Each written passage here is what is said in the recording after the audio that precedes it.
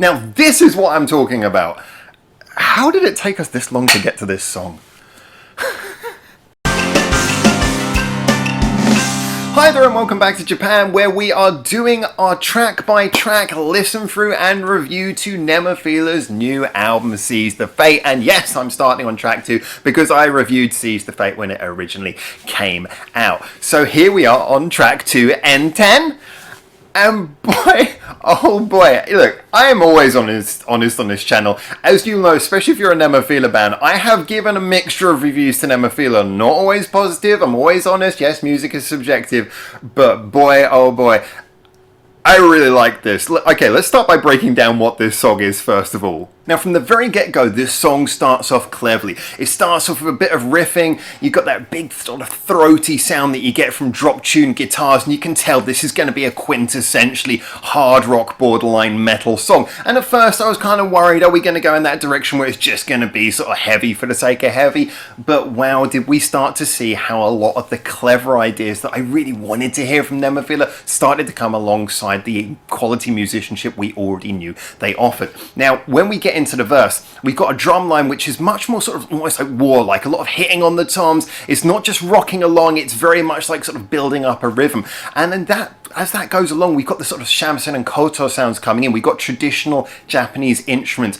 adding this atmosphere, adding this sort of soundscape that makes it sound a little bit more mysterious. And I must say, I've forgotten her name again, the lead singer, I love her voice. I've said this so many times, when she does like a rock vocal, by which I mean normal singing but with a bit of grit to it, she's just got this brilliant ability to convey that sense of sort of anger but without going too far. Now, of course, that brings us up to the pre-chorus, where many of you might think this song would have shaken me off because this is where she goes full scream vocal. I know some people have got different names for it. I'm calling it screamo. That's what I call it. And yeah, do you know what? Here it really worked for a couple of reasons. First of all, she's doing it to build up the tension going into the chorus. It's a sort of an angry noise that is building you up to the chorus. You're not expected to go, oh, that's what I came here for, screaming. It's like the shamisen and koto were doing calmly in the verse, sort of building up the atmosphere. She's now building up the sense of rage, and underneath that, I don't know the name of the guy, but there is a guy singing the sort of traditional Japanese style, sort of very old style singing vocal. It works perfectly. Again, the atmosphere is maintained, the rage is maintained, the build-up is maintained. It is managing to be traditional Japanese music's heart and soul, that warlike feeling of something that is much more sort of tense. It's not just a chilled out song on the koto. This is a song that's like preparing for war. The vocals are going up, and then bam, we come in with a chorus that is really catchy. It's a good, catchy chorus, delivered in her beautiful singing voice with that rock edge to it. It just works. This is exactly what I wanted to hear from Nemophila. Them using their rock chops in a creative way. Being the band, the rock band that I know that they want to be, but doing it in a way that adds so much more character. And that brings us on to the bridge. Now, the bridge is beautifully executed. I was talking about how the sort of screaming vocals are used on the lead up to the chorus. The one other time we hear them is she does one quick burst of scream right after the choruses as well, which is just to sort of blast you into like the next verse, the next run around of the song. That's nice. Again, that's more used with impact to just sort of like give it a bit of rhythm and blast you out into the next part of the song. And that is done right at the beginning of the bridge. So you get this big scream and it bursts out and the guitar's punching, but it's punching and then da, da, da, and there's space. And that space is filled in by the shamisen playing quickly. And I just like the way that everything moves away and gives room. The shamisen then takes over, and you know we're in this breakdown, but this breakdown that feels very different because it's like we're listening to a shamisen. Shamisen is a beautiful instrument at just sort of conveying that sort of speed on its own, and a very sort of thin and light sound, but very sort of kinetic, quickly moving. And the guitars occasionally punching through to give everything that little bit of reminding you we're in a loud, heavy rock song. Then the fellow with the traditional Japanese singing comes back in, and it's almost like we've transitioned to this being a fully traditional style sort of Japanese, I can't think of the word I'm looking for, but like a sort of folk Japanese song with the occasional guitar stab.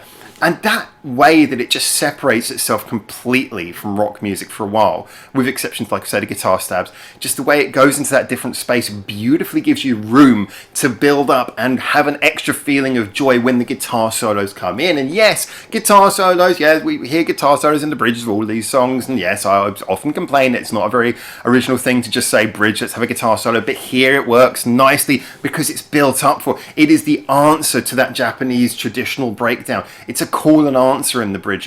It's nicely fed up to, which means that when it comes in, it has more energy. It's not just second chorus ends that start twiddling. It's something that feels laid up and prepped, and then when it comes in, it itself is then guiding you through to when we hear the vocals one last time for the final chorus. I just love the flow of it. It's just beautifully done. It's great. Must also be pointed out as well that as a general, this song seems to be pretty damn well sort of produced and mixed. Some people might find it a little bit overly compressed. I get that. There's always different discussions on that. But I felt that all the sounds were nice and clear here. They came through. I felt they also had the sort of power, the fullness. Everything felt like, you got a feeling of scale and impact. Also, the compression clearly wasn't too much, because when you get those guitar punches in the bridge, they do hit you every time they come in, and you go back to the shamisen, and it's nice and just going along quietly, and then bam, bam, it's nice. The balance was there. So I felt that this was well engineered, so none of the sounds felt like they lost space. Everything felt like it came across as much as it needed to. It would have been a real shame for such an interesting song to be lost under a bad mix or bad production, and I don't think that was the case here. I think this was really nicely delivered from the studio side as well. So in conclusion, you've probably gathered, I really, really like this song. This to me, whereas I had criticisms before of Nemophila doing songs that sounded overly derivative, of sometimes using scream vocals as a gimmick to convey energy in places where it didn't feel right, this is the opposite of all the criticisms I'd had before. This song uses things we've heard before, but it puts them together in a way which makes them feel fresh, makes them feel original.